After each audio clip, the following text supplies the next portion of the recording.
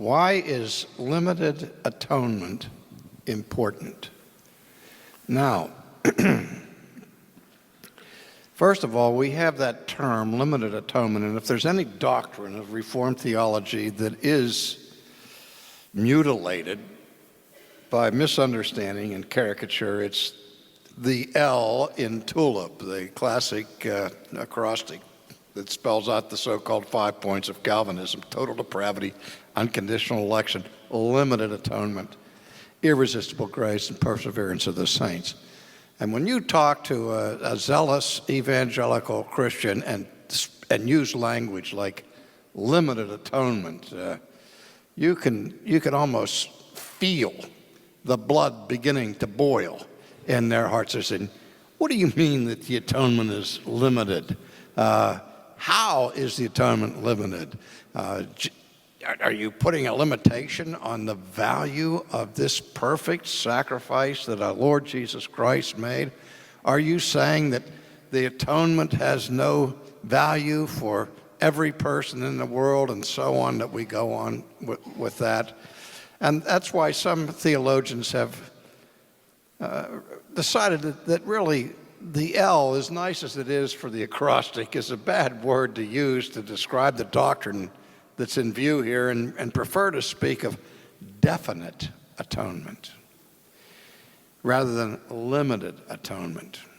Because what definite atonement means, that when Christ made an atonement for sin, it was not just a hypothetical atonement, an indefinite atonement, where the Father sent the Son into the world and said, Son, I want you to die on the cross to make it possible for all people in the world, if they believe and come to faith in you, in order to be saved, knowing from all eternity that it was theoretically possible that Jesus could go through this atoning death to no avail whatsoever, and that he would have no fruit, and that indefinite atonement, it just is, when you think about it, is silly. From all eternity, God did not have in mind the idea of making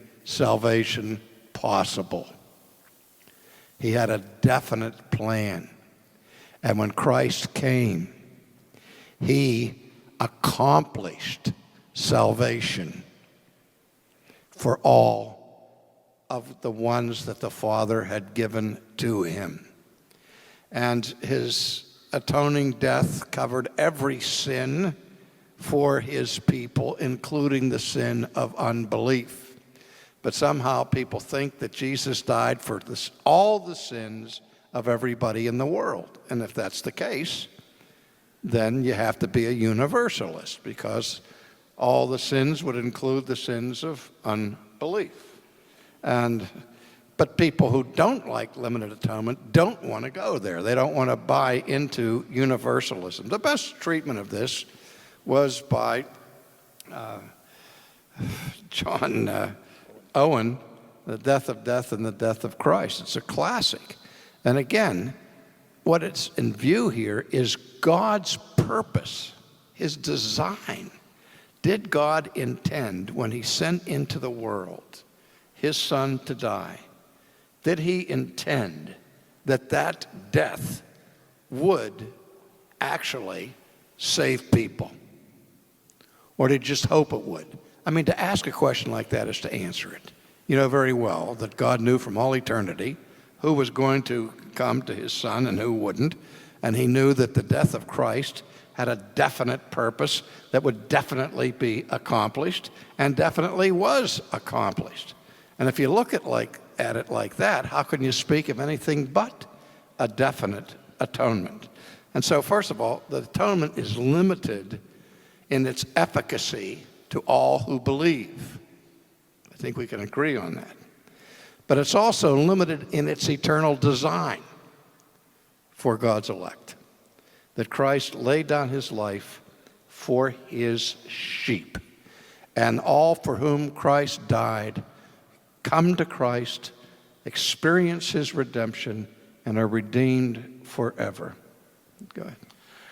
Yeah, I think when we put the atonement in the context of the Trinity, as you've been doing, it becomes clear that unless the atonement is particular and effective, then we've really destroyed the unity and harmony of the Trinity. Or at best, we have got to say the members of the Trinity are not quite sure what they're doing. The Father has chosen the elect, but the Son dies for all, and the Spirit manages to apply the atoning work of Christ only to some.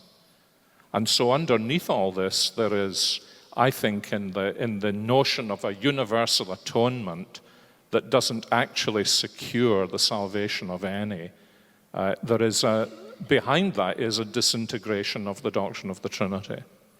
And then when it comes to practical Christian living, when I am struggling with assurance or struggling with guilt or shame, where do I need to go? I need to go and say, I am forgiven because Christ died for me.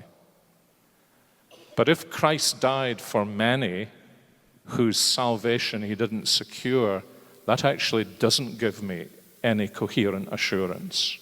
Because I'm saying Christ died for me and Christ died for others who never come to him, who never believe in him, who never know him, who never go to heaven. So the death of Christ doesn't become the guarantee and ground of my own assurance of salvation. Some of you will know the line in Augustus Toplady's hymn, payment, it's essentially no double jeopardy. Payment God cannot twice demand, first at my bleeding surety's hand, and then again at mine. Now, if you are an Arminian and you believe in universal redemption, that is a verse of a hymn you cannot rightly sing. Payment God cannot twice demand, first at my bleeding surety's hand, and then again at mine, because your theology, if you're an Arminian, is actually saying Christ has paid the full penalty for that person's sin, and he's going to demand that full penalty from that person as well. And so it's not just that there is a disintegration theologically of the Trinity, but in terms of right thinking about the gospel, there isn't a real ground for the assurance of the ordinary believer. If Christ died for me, then I know he will save me. But that is Paul's argument in Romans 8, isn't it? How do we know that nothing can stand against us? Because God didn't spare his own Son, but delivered him up for us all. So actually there's a lot more at stake, isn't there, R.C., than just a matter of mathematics and arithmetic. It's the coherence of the gospel itself and the Trinity. And as you said, it all goes back to our understanding of the doctrine of God, who God is. And he's not just a spectator. He doesn't send his Son and then wring his hands in heaven and hope somebody takes advantage of it. But that's just not who God is. I think it's true also that sometimes when people react very violently to the idea of limited atonement, it may be helpful just to open up their minds a little by saying, but you believe in a limited atonement. You believe that the efficacy and power of Christ's atonement is limited. So, don't point the finger at Calvinists because they often use this term limited, when you actually, unless you're a universalist, as you said, unless you're a universalist, Arminians believe the atonement is limited in its efficacy. Yes,